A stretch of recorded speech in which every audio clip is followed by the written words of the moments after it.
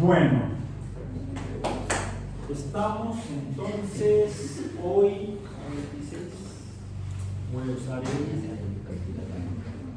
blanco. No sale. El otro. Aquí está. Ahora sí. Estamos hoy a 26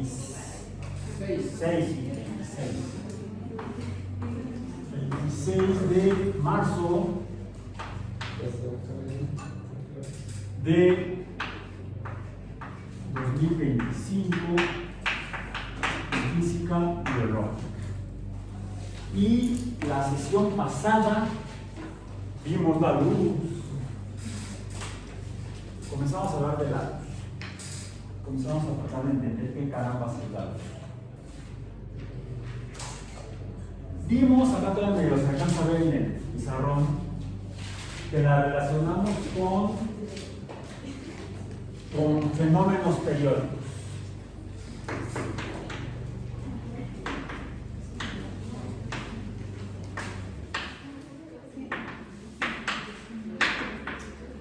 Fenómenos periódicos. ¿Cuáles son los fenómenos periódicos de los que hemos hablado y hemos visto? ¿Cuáles?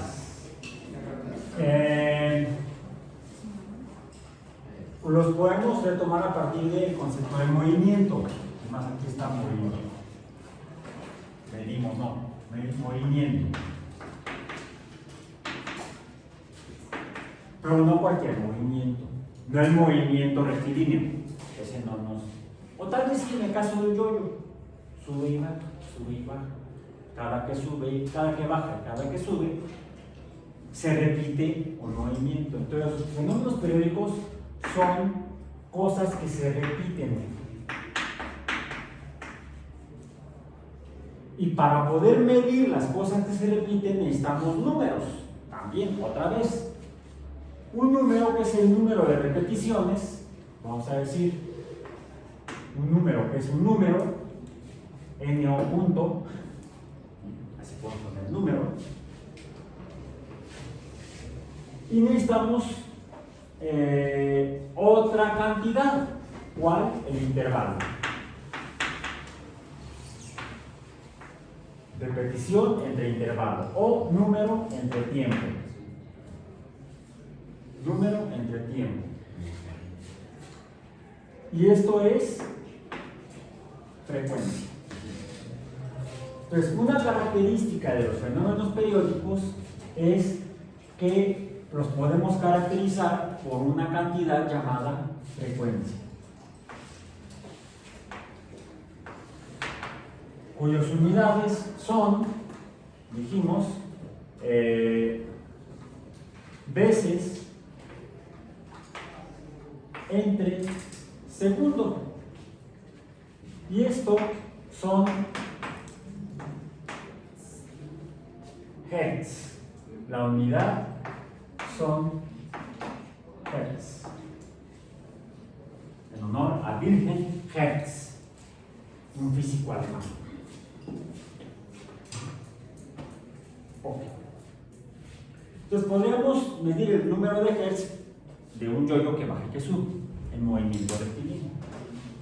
Pero hay otros movimientos que también se pueden repetir, como el de el péndulo. Movimientos, diríamos el lineal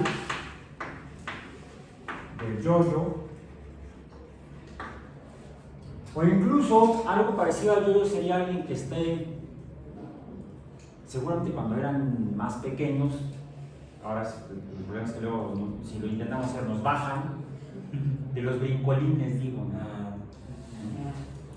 aunque todavía de repente me puedo fijar que en algunas fiestas están los niños y ahí juntar los niños y el brincolín y los papás. Está bien. ¿Sí? Esto es un fenómeno periódico y es un movimiento rectilíneo. Es más difícil hacerlo así. Bueno, dije difícil, no imposible. Esto sería en dos dimensiones, ¿no? Porque sería en X izquierda derecha y en Y arriba y abajo. Lo que se parecería a entonces un movimiento no lineal, sino en dos dimensiones, como pueden ser, podríamos tener, no sé cómo llamar a ese,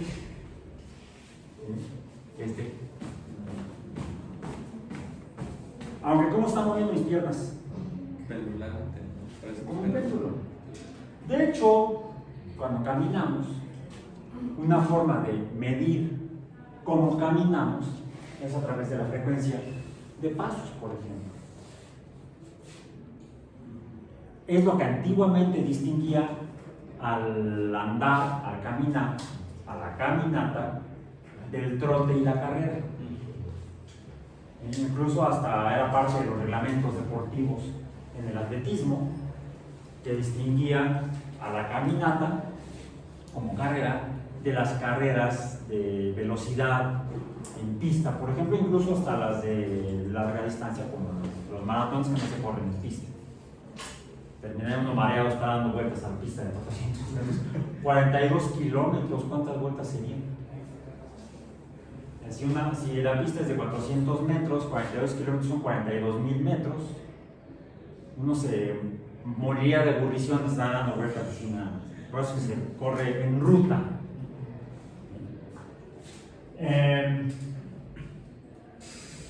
Sin embargo, debido a las cuestiones técnicas de la biomecánica, es decir, cómo se dan los movimientos de péndulo en las extremidades, resulta que hubo una época en que la caminata como deporte entró en crisis a nivel mundial, porque de los 20 competidores terminaban 2. Y no porque los demás se cansaban, sino porque los desclasificaban. Los sacaban por violación al reglamento. ¿Por qué? Es que van flotando. Se decía antiguamente, creo que el reglamento lo han modificado un poco, no sé si totalmente, pero sí un poco. Decían que en la caminata los competidores, las personas que competían en las carreras, tenían que estar siempre con los 2 pies en el suelo. No siempre digo como camino, no. O sea, siempre tenía que haber un pie en contacto. ¿Sí? O sea, antes de levantar el pie izquierdo, el pie derecho, el pie izquierdo tiene que estar en contacto con el suelo. En cambio, en la carrera, hay un momento en que los 2 pies están en el aire. Incluso en el trote. Sin embargo, la mejora en la técnica de caminata que lograron algunos entrenadores nativos del este de Europa, del antiguo bloque prosoviético, principalmente de Polonia, por ejemplo, de Checoslovaquia. Polonia todavía existe, Checoslovaquia ya no. Ahora son Chequia y Eslovaquia, 2 naciones diferentes. Pero los entrenadores de aquella zona desarrollaron una técnica para la caminata que permitía aumentar la velocidad. Ojo, la velocidad, es decir, distancia entre tiempo, usando la mecánica, la biomecánica de la caminata. Realmente hay una diferencia, no solamente en cuanto a que estén los pies en el piso, siempre un pie en el piso, o llevamos a que los pies estén en el aire simultáneamente, entre la carrera y la caminata. Además de eso, que sería muy simple, también la forma en la que se mueven el aparato locomotor, sobre todo el esqueleto, en las partes de la cadera para abajo, es diferente en la caminata, cuando uno camina, que cuando uno corre o trota. O sea, la biomecánica es distinta del andar, al trotar, al correr, siendo todos movimientos periódicos de tipo péndulo o haciendo un cero, tendría que ser U oscilación, no, U oscilación, oscilación. La diferencia real está en cómo se mueven los diferentes péndulos de la cadera para abajo. Porque ¿cuántos péndulos tenemos? No, un montón. El fémur es uno. La tibia fíbula o tibia peroné sería otro. Porque esta parte está compuesta por dos piezas óseas, vamos a decir, dos elementos óseos. Y aparte está todo el conjunto óseo de los pies. Entonces, en cada pierna tenemos un montón de péndulos, desde las falanges de los dedos de los pies hasta el calcáneo, que es el hueso del talón. Cada uno se mueve en un movimiento de tipo oscilatorio en diferentes orientaciones. Entonces es muy complejo. Es una serie de péndulos encadenados. Esa era la biomecánica. Pero el reglamento simple de atletismo decía, no, si levantas los dos pies y están en el aire, vas para afuera. Bueno, llegó un momento en que la velocidad que alcanzaban los atletas con la técnica de estos europeos del este era tan grande la velocidad que por la pura velocidad y la transmisión de movimiento, cada que caminamos golpeamos la tierra, hay una transmisión de movimiento, la colisión es elástica, o sea, se regresa, que provocaba que los dos pies estuvieran en el aire, aun cuando la mecánica ósea fuera la de caminar. Entonces ha sido una crisis desde la década de finales de los 70s, todos los 80s hasta la fecha, todavía sigue habiendo problemas ahí. Discusión de que si van corriendo o van caminando. Pero finalmente son movimientos periódicos oscilatorios, complejos. ¿Qué otro tipo de movimiento periódico tenemos? Pues habíamos dicho que el péndulo, un péndulo es como un pedazo, un segmento de un movimiento circular. Solo que mientras que en el péndulo el círculo se mueve, o el fragmento del círculo, podemos decir el arco del círculo, se mueve en dos direcciones radiales, diríamos en ángulos positivos y luego en ángulos negativos. En el movimiento circular, convencionalmente, se da en solamente una dirección angular, digamos siempre positivos, de acuerdo a nuestro sistema de referencia, o negativos, de acuerdo a nuestro sistema de referencia, dependiendo de si se mueve según las manecillas del reloj o contra las manecillas del reloj en el movimiento circular. Entonces, otro es el movimiento circular. Ya tenemos, y el circular es en dos dimensiones también.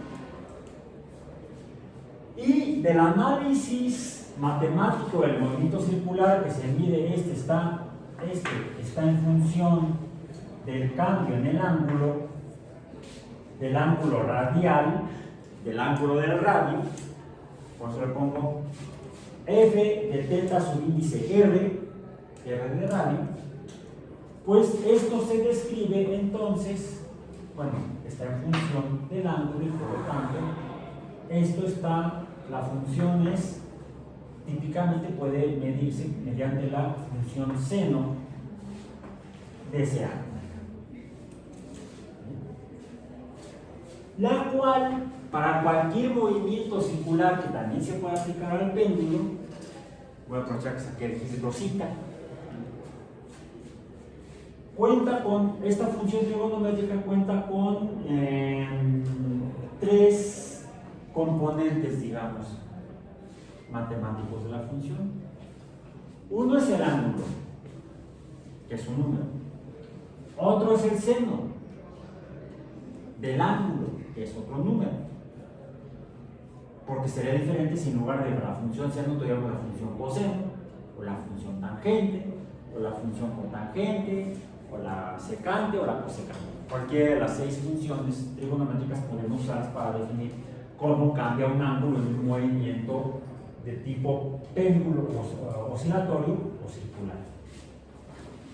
Entonces tenemos un elemento que es numérico variable, que es el ángulo. Otro, la función trigonométrica, en este caso el seno.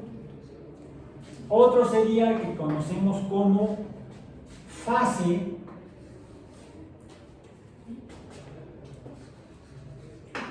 con la letra phi minúscula, que es la fase. A ver, si dibujamos aquí otra vez, aprovechando que está ahí, nada más tengo que sobreescribirlo o sobredibujarlo. Habríamos puesto aquí, por ejemplo, esta.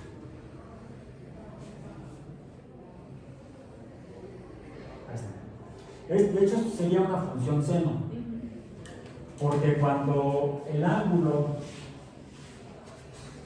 θ contra, llamemos y sería esto, f de θ, porque depende del valor θ.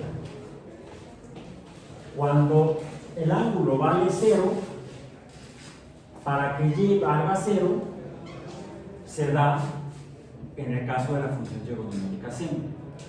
En cambio, el coseno es 1. Si esto fuera la unidad, aquí podríamos decir aquí estaría el 2, aquí estaría el menos 1, más o menos, y acá estaría el menos 2, en y. Esto es proporcional a lo que llamamos amplitud, que es la altura. Esto es A. ¿Y esa A dónde está? Está aquí. Es un coeficiente, un número que para un movimiento periódico no cambia. Si no cambia, es así. Es constante. Es un coeficiente, una constante que multiplica a la función trigonométrica, en este caso el seno. Habría otro coeficiente, voy a usar otro color raro, que sea este. ¿Qué sería, por ejemplo, si en lugar de tener esta función, tuviéramos esta función de aquí, que también ya la pusimos?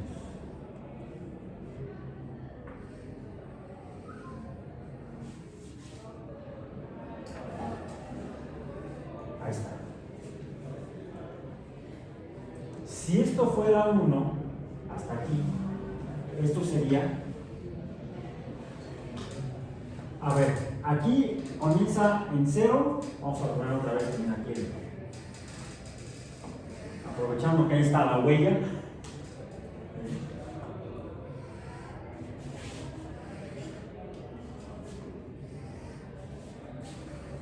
Aquí me quedó medio horrible, no, me quedó, no medio, horrible, súper horrible.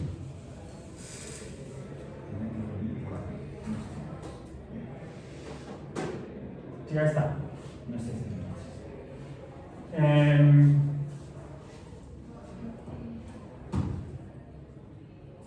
aquí es 0 el ángulo. ¿Sí? 0. Y el valor del seno es 0. Acá sería media vuelta. Media vuelta es cuando regresa al 0, que sería en el caso de la rosa aquí. ¿Sí? Y luego dar la vuelta completa, que es regresar por segunda vez al 0, que sería en el rosa acá. Esta es una vuelta, o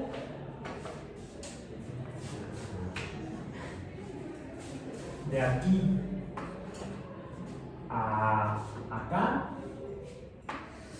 es una, no, zeta no, siempre me hago bolas con eso, una fase, o fase igual a 1, una vuelta. Vamos a ver ahora esta que está aquí, ¿cuántas vueltas ha dado? 1, 2, son aquí la fase es igual a 2,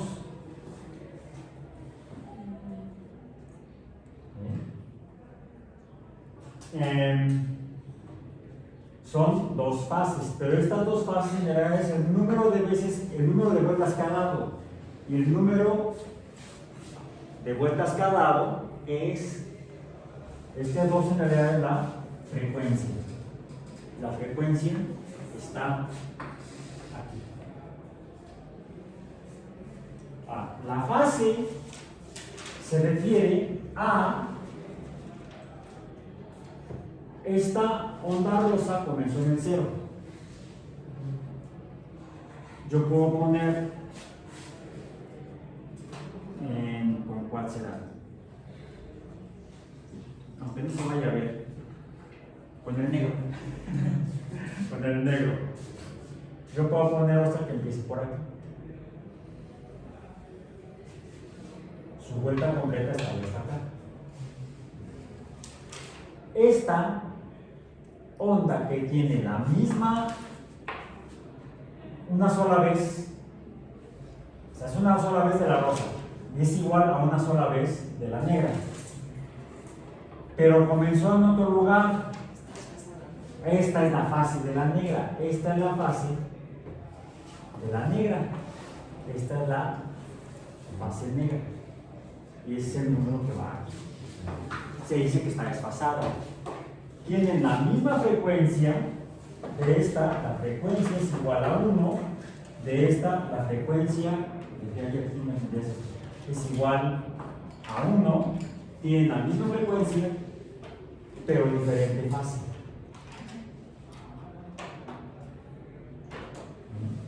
Y eso es importante porque hay otro número que se relaciona con la fase y con la frecuencia. ¿Y cuál es? La amplitud o el coeficiente A.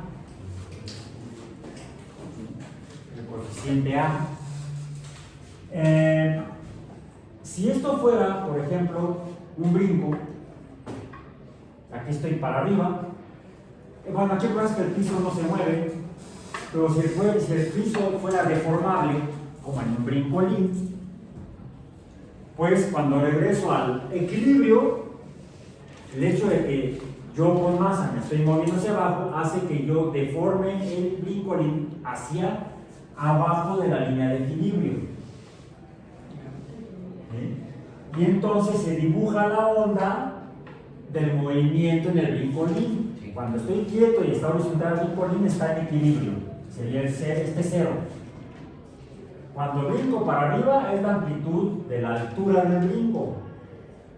Regreso, toco el brincolín y como me sigo hacia abajo hasta donde dé la deformabilidad del material del brincolín, en condiciones ideales tendría que ser igual a la bajura tendría que ser igual a la altura. La magnitud de A positiva tendría que ser igual a la magnitud de A negativa. Acá tenemos más Y y acá tenemos menos Y.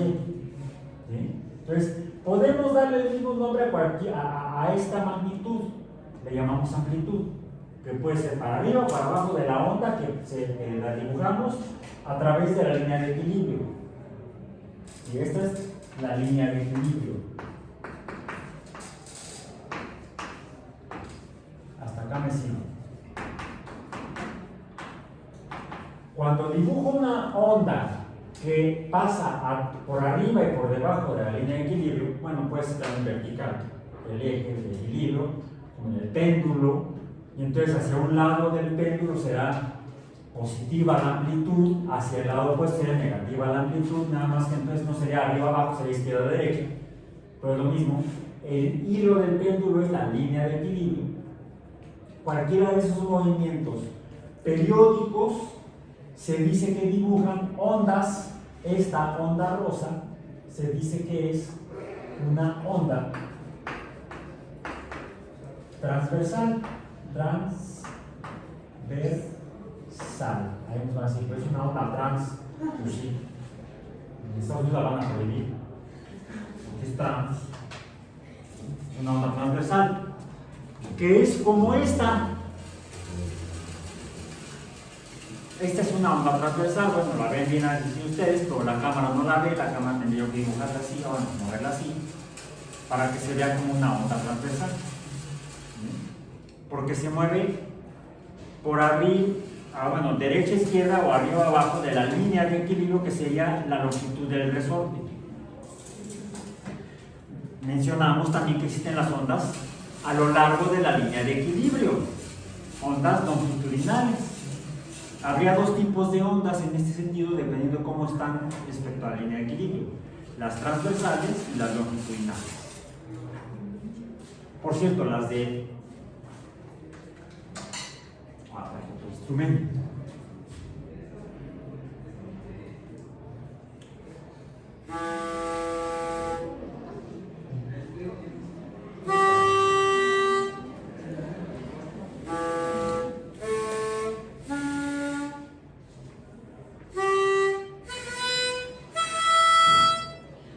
Es un afinador de guitarra. ¿Cuál es la diferencia entre cada chiflidito? El tono grave o el tono agudo. El sonido en realidad también son ondas longitudinales. Aunque las dibujamos así en el libro, físicamente en realidad, por cómo se mueve el aire cuando sale del silbato,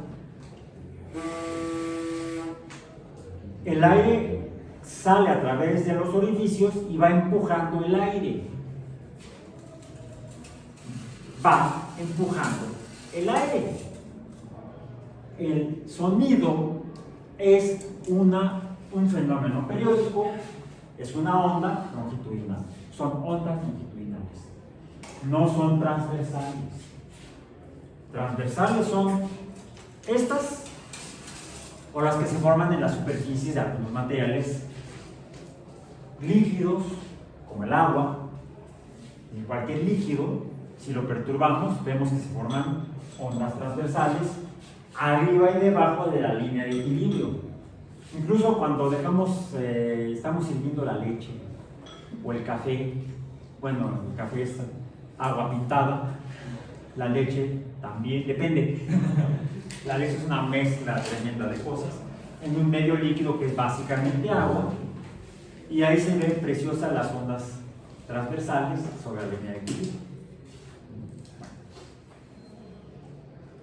Diferentes materiales se comportan como ondas mecánicas o el material que la forma de manera distinta.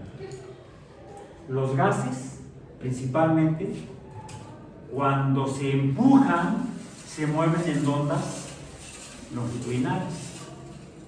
Los líquidos, principalmente transversales en la superficie, pero en el cuerpo del líquido también, aunque dijimos y vimos que los líquidos son no compresibles, sí se pueden comprimir o dilatar, que es el aumento en el volumen.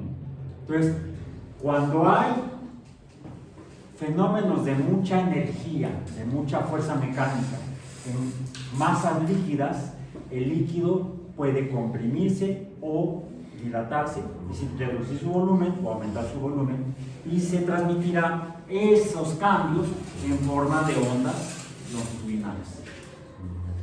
Y en el caso de los sólidos, nosotros que vivimos en zona sísmica, sabemos que también las ondas sísmicas, los sismos son movimientos ondulatorios en 3 dimensiones.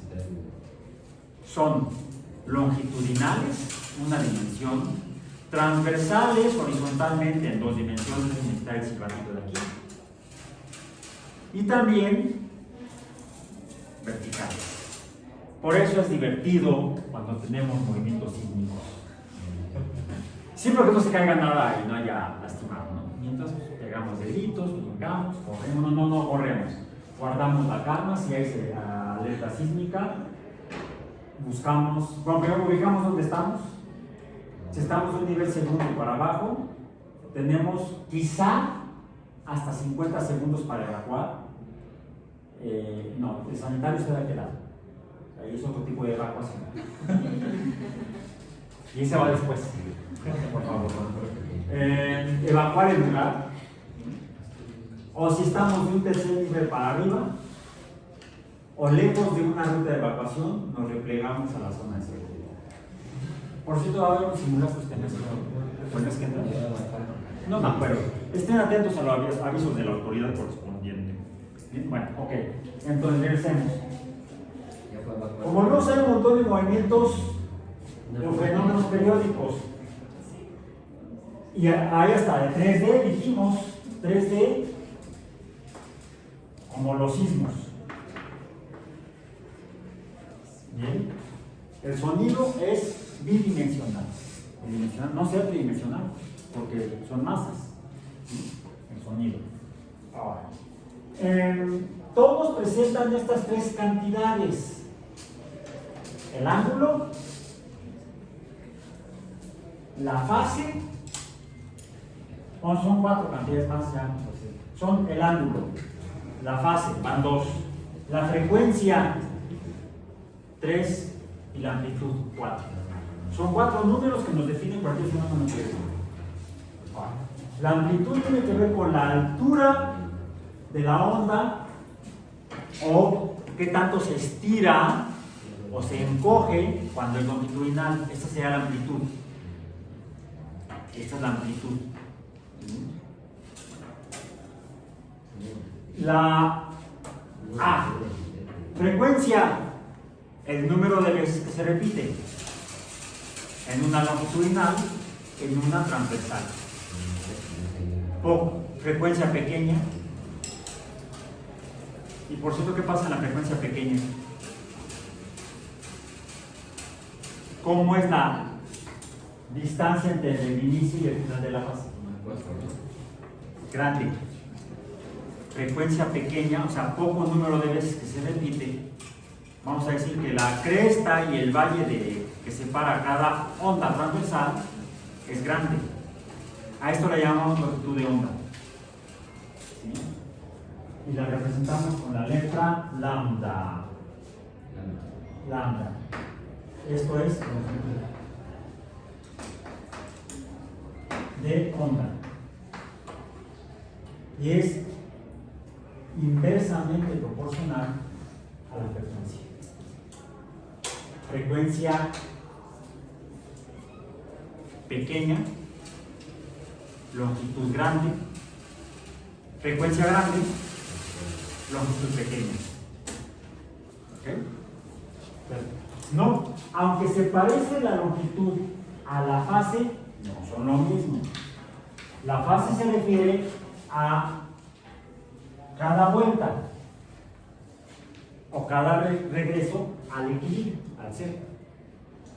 Porque aquí, en el caso de la superficie de un líquido, no está dando vueltas, está subiendo y bajando, formando mecánicamente, de manera real, ondas transversales que además se pueden representar matemáticamente mediante ondas transversales. El movimiento circular, el movimiento del péndulo, el movimiento de una onda longitudinal son físicamente diferentes. La longitudinal es de una dimensión, la transversal es de 2 dimensiones, la circular es de 2 dimensiones, el péndulo es de 2 dimensiones, el movimiento real, pero lo podemos representar hacia un modelo matemático abstracto mediante ondas transversales, porque es la onda centro. Esto puede ser un modelo matemático para este movimiento y puede ser un modelo matemático para la superficie de un líquido, por ejemplo. Ahí son iguales el fenómeno y su modelo matemático. Aquí son diferentes el fenómeno y el modelo matemático. Esto tengámoslo claro para no confundirnos. Una vez que sea fenómeno real de ondas transversales o el dibujo de ondas transversales, podemos identificar más claramente estos 4 números. El tamaño del ángulo. 1. El número de veces que se repite ese ángulo. 2. la amplitud, que tendría que ver con el radio del movimiento circular o la longitud del péndulo, o la altura del brinco y el regreso, o qué tanto sube y baja la superficie de un material, un líquido. Por ejemplo, las ondas u olas que se forman en la superficie de un lago, o las olas ahí que están en la playa, cuando sopla el viento, porque es el viento el que perturba la superficie del agua. El oleaje lo produce el viento, principalmente, no es la única causa. El viento perturba la superficie del líquido, del agua, de un lago, de una playa, bueno, frente a la playa, ¿sí? La masa de agua marina frente a la costa puede ser perturbada por el viento, y esa perturbación provocará que el agua suba o baje más o menos. No es lo mismo cuando hay una calma chicha. ¿Qué es la calma chicha? Que no hay viento, el aire está estático. Entonces, ¿cómo veríamos el agua en el mar frente a la playa? Casi como un espejo. No sé si han podido estar en situaciones de esa naturaleza. Yo sí he podido ver en ocasiones en las que hay una calma chicha, y peor cuando estás ahí, sobre todo si estás en zonas tropicales, te estás cocinando, porque tiene que ver con la temperatura del aire. Y es un poquito de viento, por favor. Cuando hay una brisa, se empiezan a ver perturbaciones o pequeñas ondas de poca amplitud sobre la superficie del agua, o cuando te avisan que viene el huracán. Incluso le llaman marejada, que también tiene que ver con la temperatura del agua, porque el agua se dilata, aumenta su volumen. Y además el viento, que suele ser de velocidades de 120 km por hora o más, puede provocar ondas, le llamamos olas, con amplitudes de 3 metros. Entonces sí, corre. Hay otros fenómenos naturales que pueden provocar también, en el caso del agua marina, ondas, bolas de 10, 30 metros o más. ¿Qué tipo de fenómenos naturales son? Sismos. El sismo es el movimiento de la Tierra, que puede ser cerca de un cuerpo de agua o bajo en el lecho del cuerpo de agua, que puede provocar que el agua se levante y pues luego va a bajar otra vez. El caso del sismo de la Navidad del 99 fue en Indonesia, que fue un sismo de magnitud 9. El del 85 aquí en México, el del 19 de septiembre del 85, fue de 8.1. La escala de magnitud sísmica es exponencial, más o menos. Quiere decir que cada número es 10 veces más que el inferior. Quiere decir que el sismo de Indonesia, de magnitud 9, fue 10 veces más la cantidad de energía que el sismo del 85 en México. 10 veces más. Me quiero morir. No me quiero morir.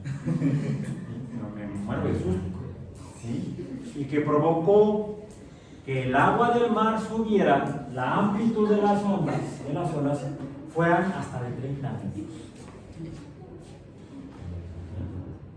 El sismo que hubo en Japón, que provocó la situación en la planta de Fukushima, también fue por un sismo, y las olas, las ondas fueron de 30 metros. ¿Sí? Se llaman tsunamis, palabra japonesa, por cierto. No es el único fenómeno que puede provocar tsunamis. También pueden ser, por ejemplo, que algún risco, alguna montaña, algún accidente geológico en tierra firme, se precipite. Típicamente son volcanes que llevan a cabo explosiones tipo plinianas, parte del edificio volcánico se desarma, se colapsa y cae sobre el cuerpo de agua, y el material rocoso empuja el agua y genera tsunamis también de decenas de metros de amplitud la onda. Ahora, ¿por qué causan ese tipo de daños o de efectos los tsunamis o las olas de gran altura? Porque recordemos, cuando vimos mecánica, la mecánica dice que una fuerza que provoca un cambio de distancia es trabajo, y el trabajo es energía. Bueno, ¿qué es dx? Distancia. ¿Qué es la amplitud? Distancia. La distancia que alcanza a levantarse un cuerpo de agua, una ola, o la distancia que alcanza la amplitud de una onda transversal, o dijimos que en el caso del sonido, la amplitud, dado que es longitudinal, es esta. Quiere decir que hay más energía por amplitud en esta onda, en esta onda que en esta onda. Aquí la amplitud es pequeña, la energía es poca por la amplitud. Aquí la energía es mayor por la amplitud. Además de que también estaría otra cantidad de energía que tiene que ver con F. ¿Qué es F? F es M por A. ¿Y qué es A? Sí, pero matemáticamente, físicamente. B entre T. ¿Y qué es B? B es delta B es igual a delta X entre delta T. Otra vez, delta X o de X. ¿Sí? Entonces, ¿qué es la frecuencia? Otra forma de energía. Finalmente, aunque la amplitud es la misma, esta, que esta, es diferente la frecuencia a la frecuencia. Aunque aquí la energía por amplitud es la misma, en estas dos ondas la energía es diferente. Hasta ahorita estamos hablando de la semana pasada, en los periódicos, pero esta semana es luz. Antes de pasar a lo de la luz, me preguntaban qué onda con la fase.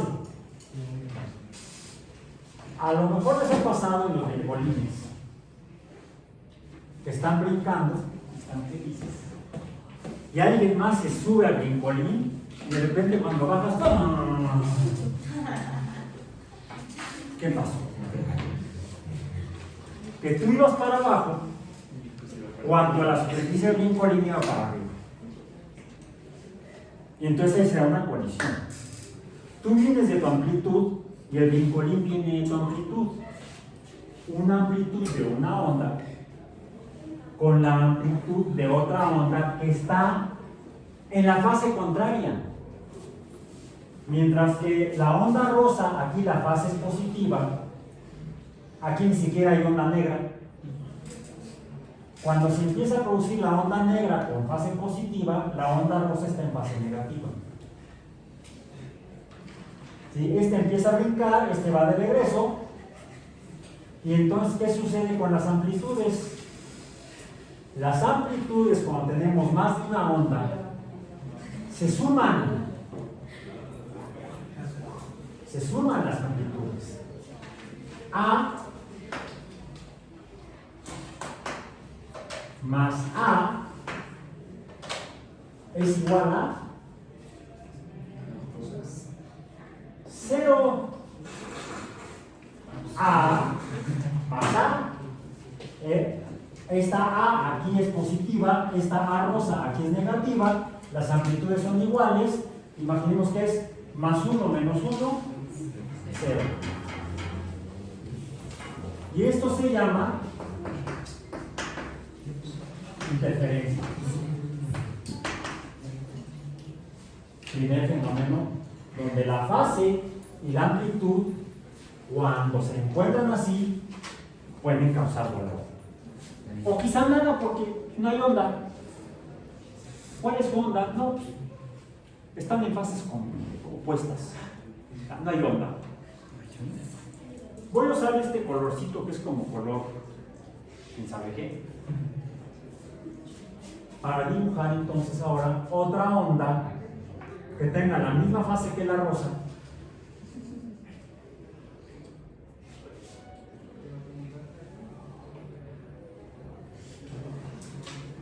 pero diferente que amplitud. ¿Cuál es el valor de A? Color este. Más A rosa. ¿Cuánto da el resultado? A de esta vale 2. 2. Aquí pongamos, aquí valía 1, más 1, bueno, menos 1. Aquí sería menos 1 más 1, dijimos que es igual a 0. Ya está, 0. Acá es 2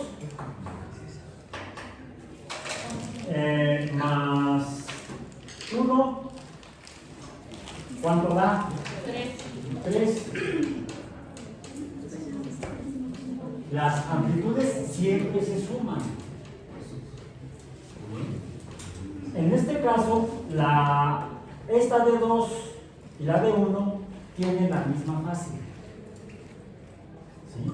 Su fase, esta, es igual también a 1 y está en fase. Aquí esta diríamos que sería menos 1. ¿La cuentan? Es vamos a decir, igual a 1 absoluto.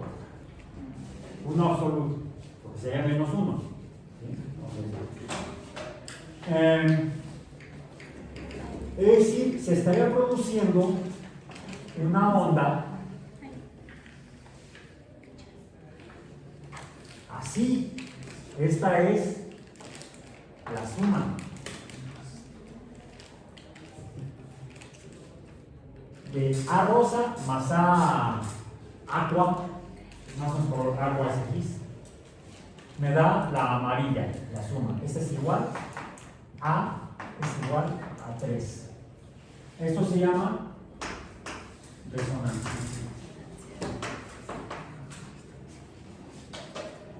Depende de la fase y de la amplitud, porque las amplitudes siempre se suman.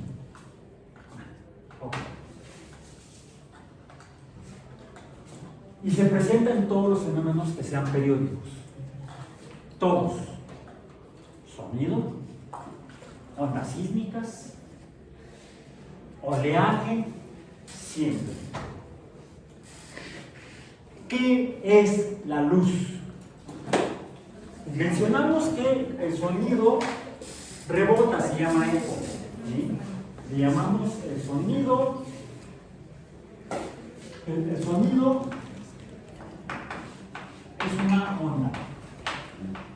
Es decir, tiene un ángulo, una frecuencia, una amplitud y una fase. Pero también rebota. Le llamamos eco. El nombre técnico físico es reflexión.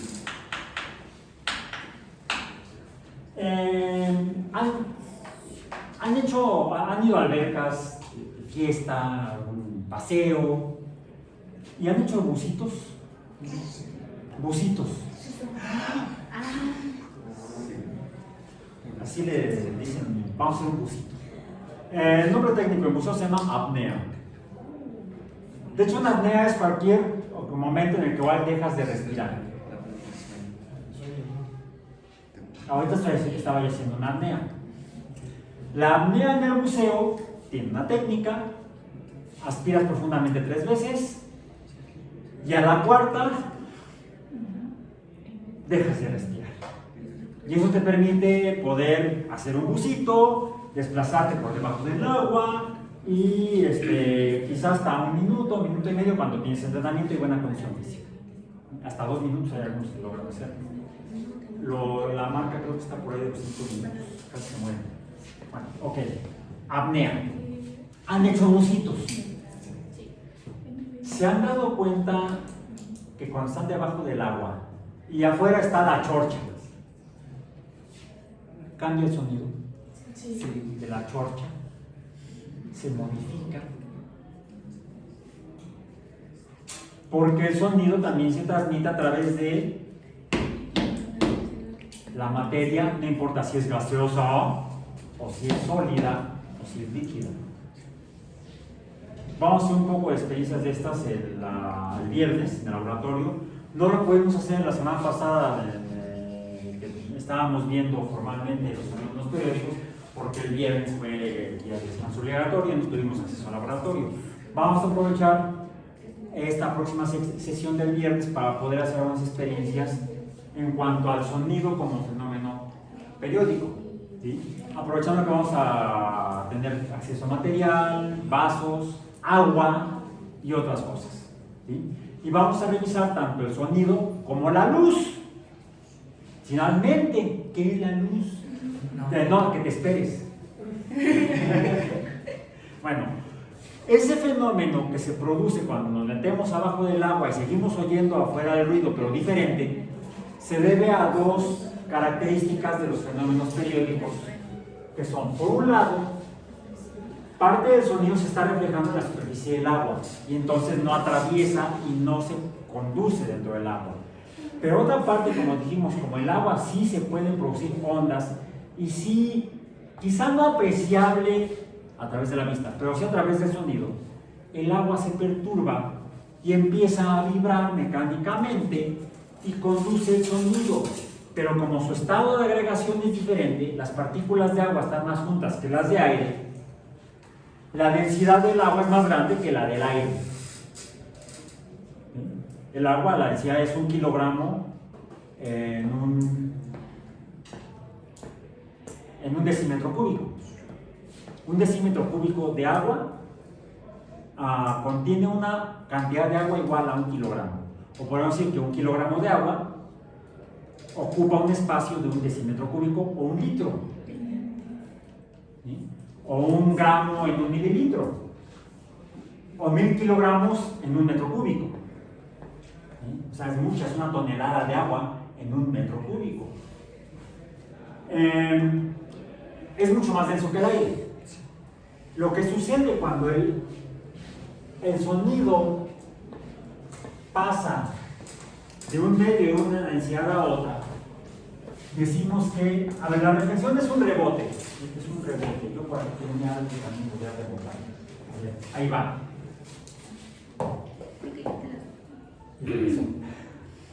Otra vez que no vi. Porque es de las de bonitas esas cosas.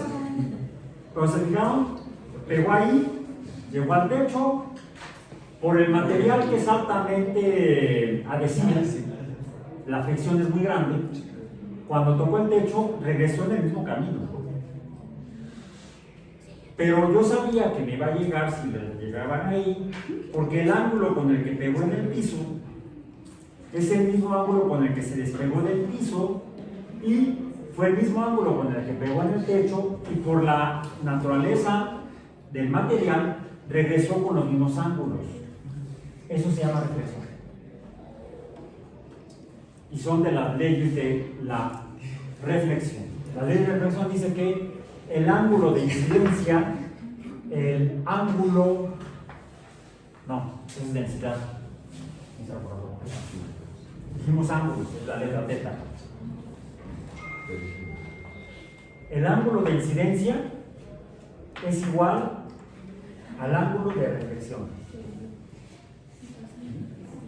El ángulo con el que pega es igual al ángulo con el que rebota, en términos llanos, en lenguaje común y corriente. En lenguaje de físico mamón, el ángulo de incidencia es igual al ángulo de reflexión. Ok. Ahora, ¿qué es finalmente la reflexión? Es una desviación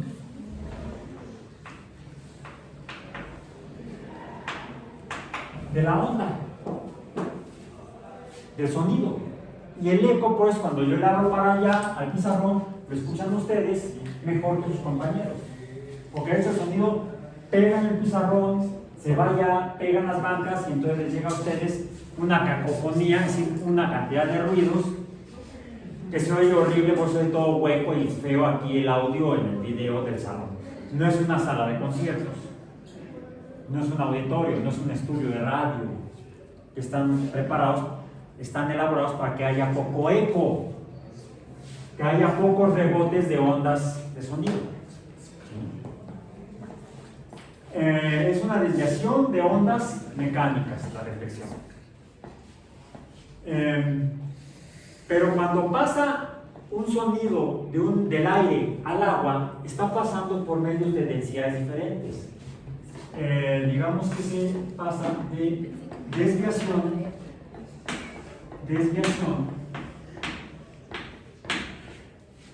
en función de la diferencia de densidades entre medios, delta, rho. Y esto se llama refracción. Es decir, el sonido se refracta cuando pasa del aire al agua, o del agua al aire, o incluso cuando pasa del aire al sólido, a la pared. Por eso cuando ustedes escuchan el chisme a través de una pared, no saben realmente de dónde viene. Entonces mejor miren, calladitos se ven más bonitos.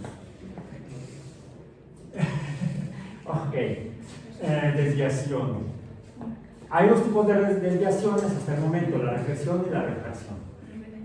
Propiedades de cualquier fenómeno ondulatorio. Incluso pasan los sismos.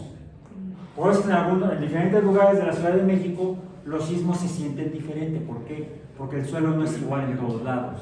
La forma en la que se mueve el material en el que estamos parados no es igual.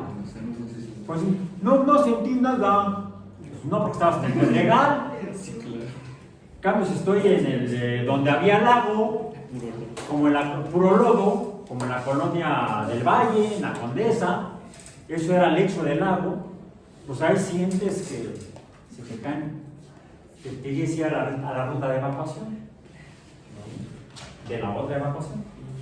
Bien, bueno. Entonces, ¿qué fregados es la luz? La luz, por favor, baja el switch del interruptor de allá. Los dos. Ahí está. Bueno, traje otra vez la lamparita.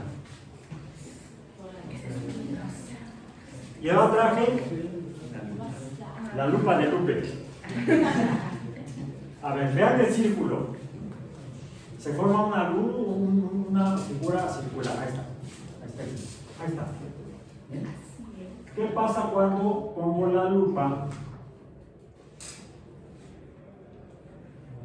y si lo acerco, si lo alejo, el círculo cambia su radio? Diríamos que las orillas de aquí llegan a las orillas del material que es vidrio y se desvía en ángulo hasta formar un círculo más pequeño. Traigo aquí otros que eran de unos anteojos míos antiguos, que son como los parecidos a estos, a los vimos el lunes. ¿Qué sucede?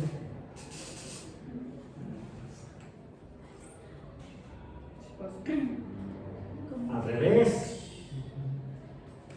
Llega la luz de la lámpara y en lugar de que llega al borde del lente, y en lugar de que el ángulo vaya hacia el centro del círculo, en este sistema de referencia, va hacia afuera. ¿Cuál es la diferencia? Ahora sí, prende la luz. ¿Cuál es la diferencia entre estos dos lentes? La forma que está tallada. La forma de las curvas.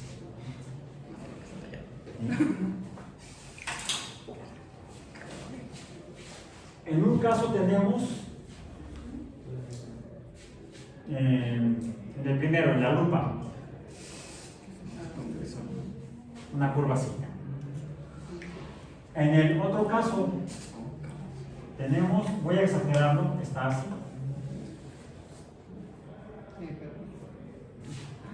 Es algo parecido a lo que sucede cuando, aquí no es necesario que tengamos la luz, ahora vayamos, cuando yo apunto la lámpara al espejo y dependiendo del ángulo va a llegar a cada uno de ustedes. Esto es la reflexión. El ángulo de incidencia es igual al ángulo de reflexión. ¿Bien? Aquí, ¿cuál es la diferencia en esta parte? Si yo pongo aquí una fuente de luz, vamos a ponerlo así como una velita. Una velita prendida. Emite la luz.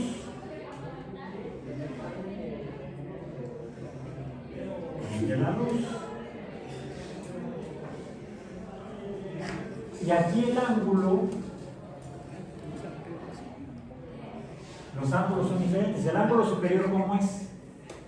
Dibujado aquí es negativo, el de arriba, y el de abajo sería positivo. El de arriba es positivo y el de abajo es negativo. ¿Qué pasa cuando está la lupa? Es esta. El ángulo de arriba es positivo, el de abajo es negativo. ¿Y qué sucede con la luz? Se concentra en un punto. Las orillas de la luz se juntan o convergen en un punto al que llamamos foco, y esto es el punto de convergencia.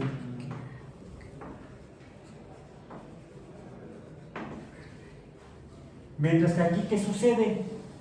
El ángulo de positivo desvía hacia arriba.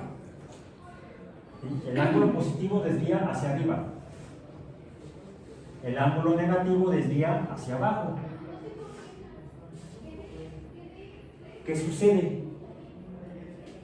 Pues que aquí, en lugar de que las dos líneas converjan en un foco, estas dos líneas se separan o hay divergencia. Ahora, en este caso, el material, el lente, no es vidrio, mientras que esta lupa sí es de vidrio. Este lente, por cuestiones de norma oficial mexicana, no es de vidrio. Hace años que los lentes no se deben hacer con vidrio, porque el vidrio es un sólido, indeformable, se fractura y puede provocar lesiones. Es por eso que no se deben hacer anteojos oftálmicos con vidrio. Se pueden hacer con otros materiales que sean lo menos fracturables posibles, como el policarbonato, que es un polímero de carbono, derivado del petróleo, bla, bla, bla. Bueno. Más allá del material que está hecho, las curvas son diferentes. ¿Sí? En este, que sería el oftálmico, esta superficie es como un hoyo, como una concavidad. ¿Sí? Una cavidad o una concavidad. Es por eso que esto se llama un lente cóncavo. De hecho, aquí como lo dibujé, tendría dos concavidades. Sería bicóncavo. Cuando tenemos una lomita, Convexo. ¿con quién? Convexo. ¿Con quién? Convexo, efectivamente. Aquí lo que llamaríamos sería un lente, de hecho, con dos curvas hacia afuera, dos convexidades, o un lente biconvexo. Bien. Ahora, esto es la refracción de la luz, debido a que pasa del aire, aquí lo que hay es aire, y aquí lo que hay es otro material, vamos a poner entre comillas, vidrio. entre comillas, porque el convexo, el cóncavo no es vidrio. Estos son lentes.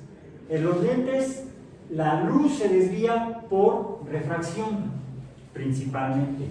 En los espejos se desvían por reflexión. Este es un caso de la luz en espejos. Se da la reflexión. Ahora, en realidad no se da en espejos, se da en cualquier superficie, en cualquier material. Esto no es un espejo, pero refleja la luz, por eso veo ladrillo. Si no lo viera, podría haber accidentes. ¿Sí? A veces el problema en la cafetería es que cuando lavan los vidrios ya no los vemos y entonces a cada rato ¡paz! Alguien que no vio la puerta cerrada, el vidrio estaba ahí. Pues a veces es bueno que no estén limpios porque es más fácil verlos, porque el polvo refleja mejor la luz que el vidrio. ¿Bien? Bueno, entonces, la luz se comporta como onda. Tiene reflejo, se refleja como onda. Se refracta como onda, que debe ser una onda. Pero también. Ahora, si es onda, debe tener estas cantidades: frecuencia, amplitud, y efectivamente, llegas por allá, por favor, apágale la ficha antes de que salgas. Ok. ¿Qué diferencia hay entre esta? Y no es para tanto, respecto a esta. Ese es menos brillante. No. Sí. La diferencia es la amplitud. Bueno. La amplitud en la luz es la intensidad. ¿Qué tan brillante o tan opaca, tan poco brillante es la luz? Es la amplitud. Lo que está sucediendo aquí es, si ustedes ven una luz muy débil, es porque son pocas ondas de luz las que les están llegando. Si llegan muchas, entonces están llegando muchas de estas. ¿Qué sucede? La amplitud aumenta. La intensidad de la luz depende de la amplitud de la onda de luz. ¿Y la frecuencia? La frecuencia tiene que ver con lo que se ve cuando yo hago pasar. Bueno, ahí lo que estoy viendo es refracción. ¿Se fijan cómo ilumino el prisma y se ve una sombra? Hoy en día pues no pasa la luz. Eso es la característica de las ondas, tanto de sonido como de luz, que cuando no pasan es porque se están quedando adentro del material. Por ejemplo, cuando no oímos el ruido adentro de una habitación. ¿Por qué? Porque están las paredes. Las paredes están absorbiendo las ondas de sonido. Cuando lo que vemos es sombra, lo que estamos viendo es que la luz no está pasando en esa dirección. Quizá porque se está quedando adentro. Está siendo absorbida la luz por la materia. Es otra propiedad de las ondas. Son absorbidas por la materia. A veces pasa a través de la materia y entonces tenemos tal vez lentes. La luz está pasando y se está desviando. Eso le llamamos transmisión. Como el sonido pasa a través del aire, las ondas de sonido se transmiten a través del aire. Son otras dos propiedades de las ondas: absorción y transmisión. El sonido se transmite a través del aire, la luz se transmite a través del aire o a través del vidrio. Materiales transparentes, se transmite la luz. Cuando no pasa, ahí veo la sombra, ¿sí? Decimos que la luz está siendo absorbida por el material, por la materia. Pero aquí lo que está sucediendo, ¿qué es? Bueno, ya se vino para. ¿Dónde está? ¿Dónde quedó? Ay, ya no está, es más. Ahí está.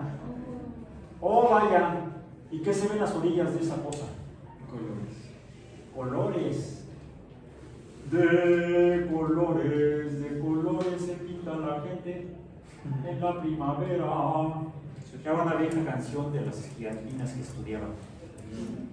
De colores se llamaba la canción.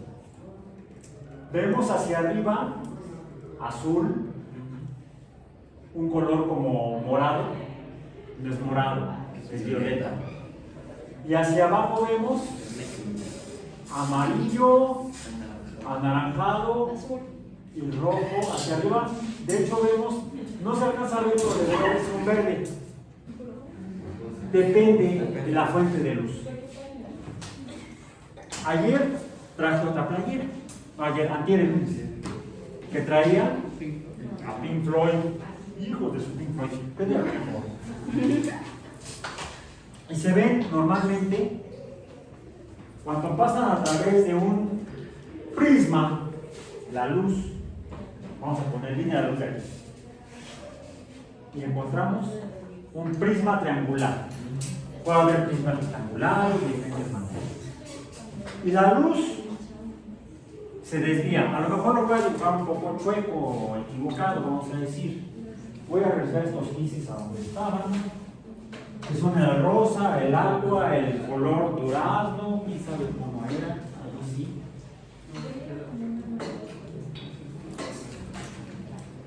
Y voy a cambiarlos por el rojo.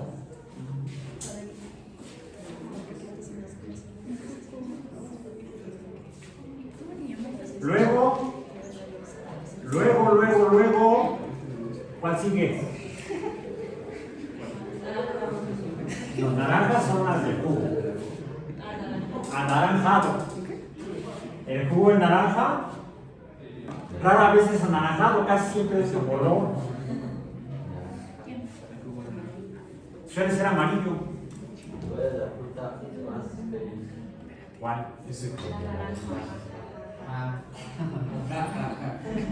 Ay, y la verdura más burlona.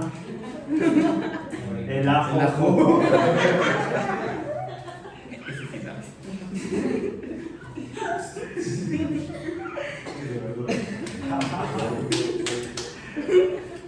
Queda para el TikTok ese. Después del amarillo, bolillo. Al susto, tengan listo su bolillo para el próximo. Hay que tener simular como todo y bolillo. Amarillo bolillo. Color capitalino. Chilango. Sí, nos falta sol. Luego, verde. Luego, azul. Y finalmente, que no es morado, llegó a tiempo, violeta.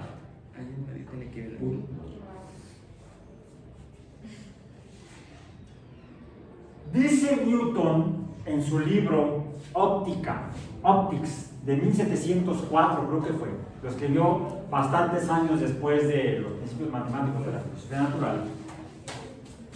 Aunque lo escribió hasta entonces, lo descubrió antes, quizá junto con las leyes de la mecánica,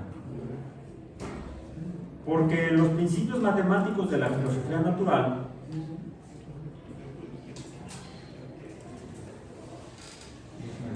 por aquí, creo que ya lo leí en alguna sesión anterior. Películas,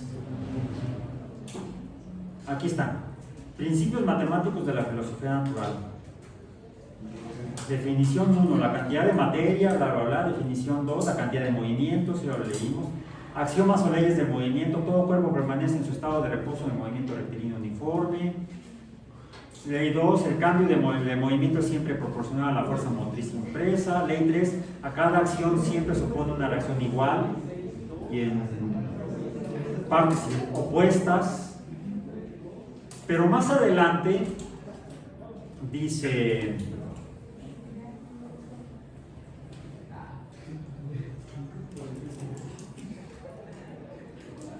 este bello sistema del Sol, planetas y cometas solo puede proceder de la obra y dominio de un ser inteligente y poderoso.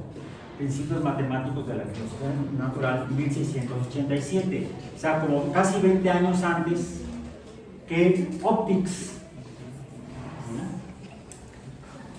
solo puede proceder de la obra y dominio de un ser inteligente y poderoso. Dicen que con este nació la ciencia y acabó con el pensamiento mágico de la religión. No, Newton era teólogo. Y si las estrellas fijas son los centros de otros sistemas iguales, estos, formados por el mismo sabio, deben estar sujetos a su dominio, especialmente porque la luz de las estrellas fijas, la luz, ¿cómo de color vemos las estrellas en el cielo? Blancas, la mayoría se ven blancas, así las vemos, blancas. Por ahí vemos a como que no se ve tan blanca, pero bueno, démosle chance. Porque la luz de las estrellas fijas es de la misma naturaleza que la luz del sol. ¿Cómo lo supo Newton?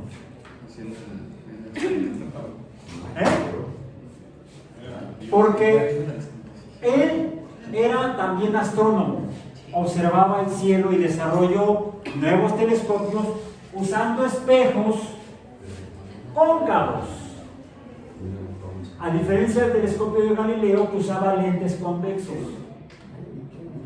El problema de los lentes convexos es que desvían la luz, bueno, es una ventaja, desvían la luz y no funcionarían. Y nos permite ver las cosas que están lejanas como si estuvieran cerca.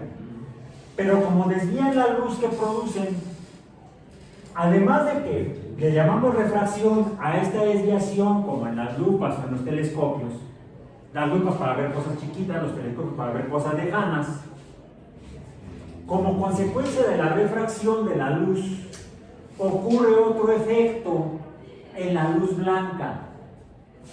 Se le salen las tripas, se le salen los colores. Tanto que Newton pensó que esto era algo que estaba adentro de la luz. ¿Mande?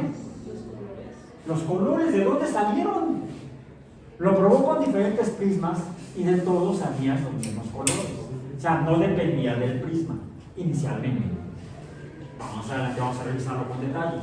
Pero al principio no importa si el prisma es de policarbonato, si es de vidrio, y pasa, yo por aquí veo la lámpara, cuando veo así de ladito, veo estos mismos colores que salen del prisma. ¿Sí? Quien usa anteojos se da cuenta que de repente ves así como que colores, ¿verdad? No ha sumado nada. No fue la última quiera tampoco. Entonces, estos colores deben de estar adentro de la luz. Y como Newton era teólogo, quizá por eso le llamó el alma de la luz. El espíritu de la luz. El espectro de la luz. Newton escribió más de teología que de física o de matemáticas. Están compilados la mayor parte de sus apuntes, documentos, y la mayor cantidad de apuntes son sobre teología. Hizo estudios bien locos sobre la Biblia. Era numerólogo, o sea, también hacía la pseudociencia. Además de que era alquimista, quién sabe qué tanto se metía. Ahora, esto es real, otras cosas no sé, pero esto ya lo vimos. Sale de la lamparita, a la cual le falta un poco de verde. ¿Por qué? Y ya vimos, las traje, ya no las usé, la clase pasada con otro material que son el disco compacto, que es más denso que el aire, es de policarbonato y también permite que pase a través de él, por ejemplo, la luz roja de este. A ver, apágame. A ver, así. Tengo ahí un láser rojo. ¿Sí? Pongo y pues no cambia mucho, ¿verdad? Vamos a ver el de policarbonato, acá está. Bueno, si se abre, fíjense, también se refracta. El prisma, a lo mejor le salen más colores al rojo. No, rojo, allá arriba, pues que está rebotando, se está reflejando por adentro. Ah, bueno, a ver. Ahí va. ¿Lo ven allá en el techo? Sí, a ver, vamos a ver. Ahí está. ¿Sí los ves? El azul, violeta, No se ve mucho el verde porque esta lámpara no emite mucho verde. Diferentes fuentes de luz emiten diferentes espectros de luz. Sí. ¿Sí? Varía un poco. Invisible. Pero por ejemplo, el rojo, del rojo solamente sale rojo. Aquí está allá arriba, pero sale rojo. ¿Sí? Traigo aquí el láser verde. El láser verde. Y del láser verde, lastima poco, solamente sale verde. Ven cómo se ve hacia abajo. Hacia arriba. Hacia... ¡Oh! ¡Oh! Magia, no es magia, es óptica. Sí, prende la luz que vamos a acabar. Bien. Entonces, Newton hace telescopios y todos los telescopios permiten ver las cosas más cerca, pero también a verlo más cerca por este efecto. Le puedes poner espejos y la ventaja del espejo es que te ocupa menos espacio. También con diferentes curvas desvía la luz de diferente manera y puedes hacer telescopios con espejos en lugar de con solamente lentes. Pero en todos, aunque en los espejos es menos, se produce la desviación que le saca los colores a la luz blanca. La luz blanca como tal entonces no existe. Es consecuencia de la combinación de estos 6 colores. Newton en óptica, sin embargo, describe un séptimo color aquí en medio, el índigo. Pero a mí me gusta más pensar en 6 porque así tenemos un modelo matemático más simple. Tenemos 3 colores primarios, 1, 1, 1 y 3 colores secundarios que además son complementarios.